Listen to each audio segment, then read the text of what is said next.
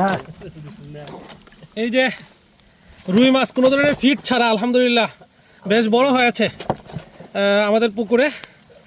তো আমরা রৌদার জন্য রৌদা এগ্রো ফার্মে আমাদের যে পুকুর থাকবে এই পুকুরেও আমরা এরকম ফিট ছাড়া মাছ চাষ করব আপনাদের জন্য ইনশাআল্লাহ।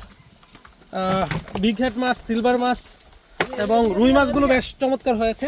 তাছাড়া কাতলা মাছও আছে, কাতলা মাছটা এখনও এত বড় হয় নাই, রিসেন্টলি ছাড়া হয়েছে।